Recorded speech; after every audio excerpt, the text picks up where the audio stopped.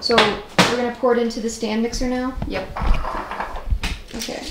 Let me, oh dear. Disaster! Today we're making homemade butter.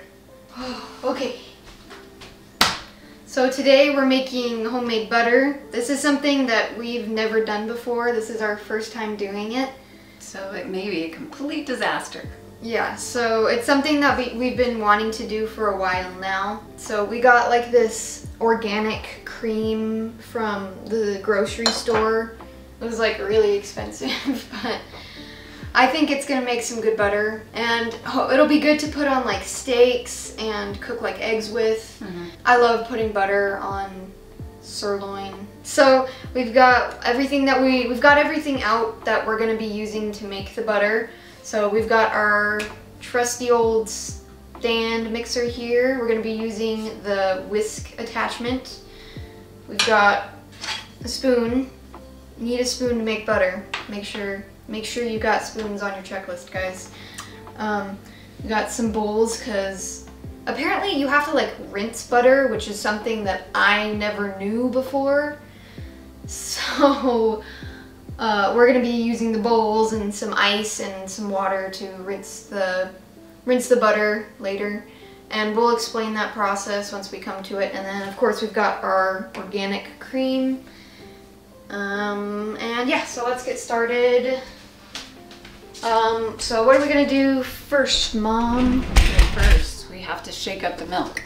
This milk has been sitting out for, well, at least an hour. It's been like 3 hours. Yeah, but they say have it as close to room temperature as possible, because that will help the butter fat and the buttermilk separate easier.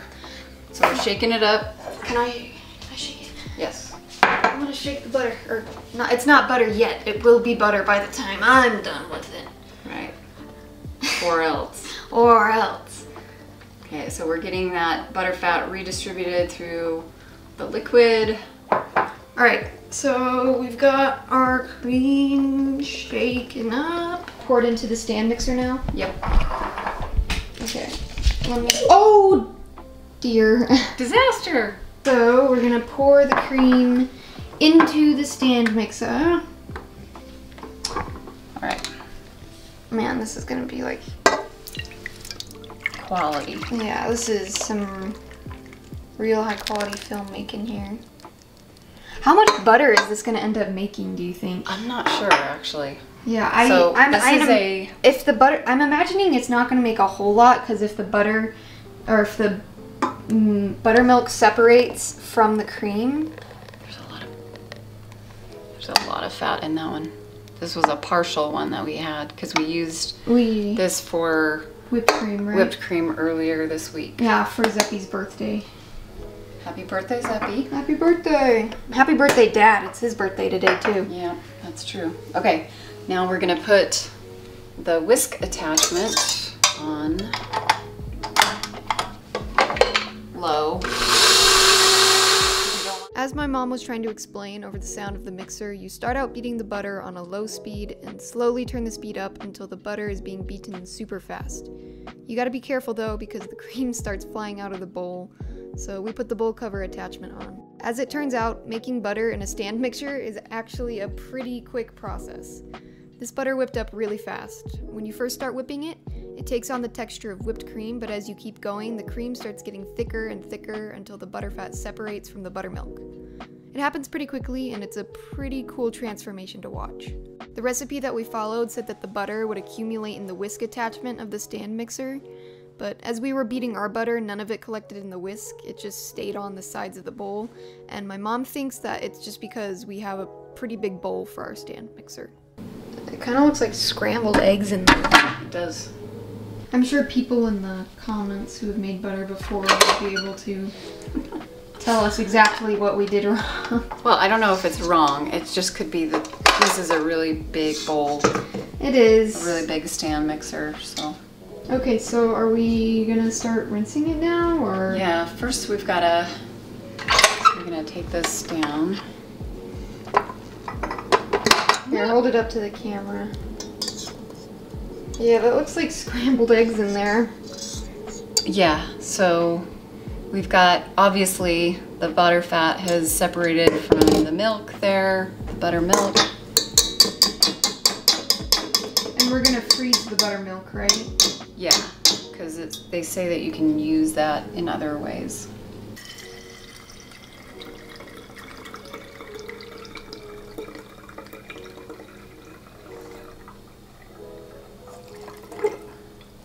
Don't want to lose any of the buttery goodness. Nope. So That's pretty yellow too. Look at that. yeah, I don't know kinda if pale. I don't know if it shows up on the camera, but it's pretty yellow. Okay, making Dripping. a mess.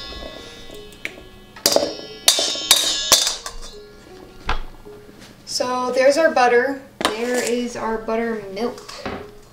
That looks just exactly like milk. What does it smell like? Like milk. Yeah, it just smells like milk. So is that basically like 1% milk then? I don't know. Because we took all the fat out? I don't think so. I think it's a different process. Okay, so what are we doing now? I want to try it. I'm going to try it. Okay, she's gonna try it. She's trying the milk. The buttermilk.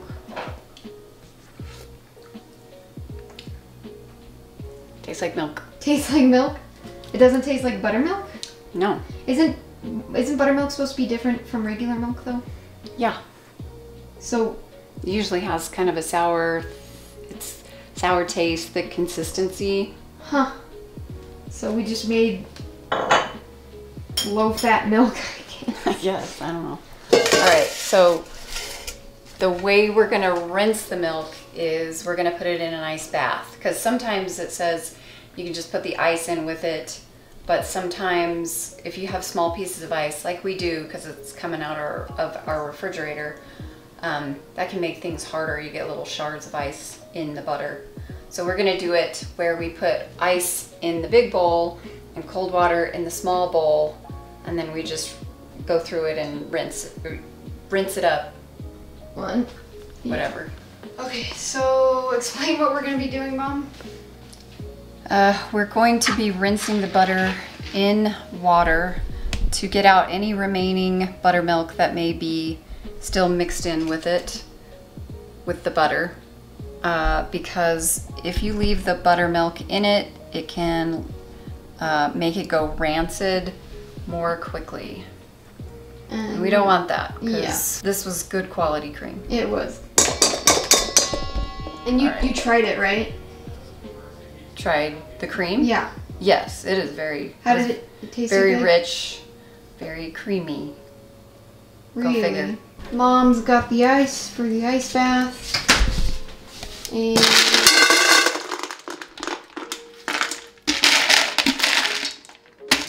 it's all frozen. All right, so now we're gonna put water in with the butter.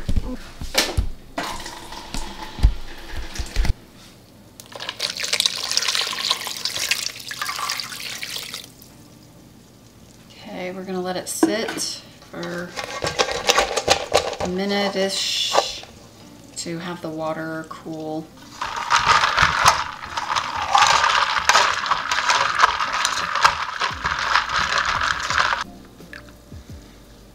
Right. Whoa. oh, that's soft. Yeah. Soft like butter, you could say. Like I mentioned earlier in the video, I actually had no idea that you had to rinse butter while you were making it. It's another step in the process that I wasn't expecting, but it really doesn't take long to do either. You take the butter and you break it into smaller pieces in the water to rinse out the rest of the buttermilk. Oh, that's cold. All right, so I'm gonna take it out. That's actually quite a bit more butter than I thought it would make. That's like what? Pound there maybe? 3/4 I don't know. I guess we can weigh it at the end. Yeah, we should weigh it at the end, see how much it makes. All right, my hands are still buttery. All right, so we're gonna pour this in again.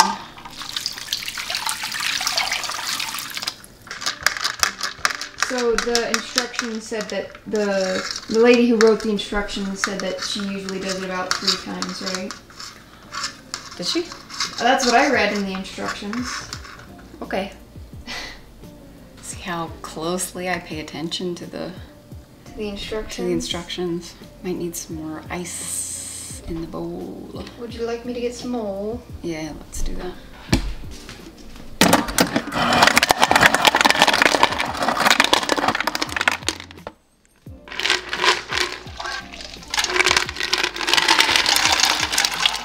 That actually looks pretty good.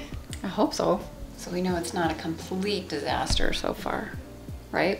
Not a complete disaster. I mean, even if it is a complete disaster, we can still eat it. Right. And hey, failure is always a learning opportunity. Right. So, keep moving forward. Yeah. So even if we fail miserably on making this butter, we'll know more for the next time. So we won't fail as miserably next time. But it'll turn out great. It'll turn out great. And then we'll have it on our steaks, and it'll taste amazing. So if the water has to be really cold, like it clearly does, did they make butter in the winter way back when? Maybe. How did they get the water cold in the summer without Maybe refrigeration? They just went through enough butter back then that they didn't have to worry about it going bad, so they didn't have to worry That's about a good point. the buttermilk being separated out of it. Or they could probably, no, maybe. If you know the answer, go ahead and leave a comment and let us know. How did they make butter in the olden days? Without cold refrigerated water. Yeah, without ice water and such. I guess it would make sense if they did make it in the winter. They could probably just put like snow in the water and... Right. And I guess some of them had like ice houses. That's true. I guess that's probably, I mean the Amish, they still have ice houses. Snappy! He's wondering what we're doing. What's going on? You can pick up the camera.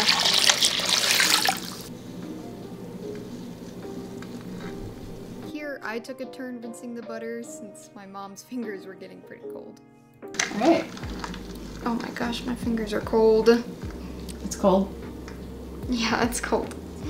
So what we need to do is we have to get the water out of the bowl. Well, we put it in a paper towel, right? We have to kind of press it against the walls of the bowl first. So we're going to take it out of the ice bath. And we're going to get rid of the water.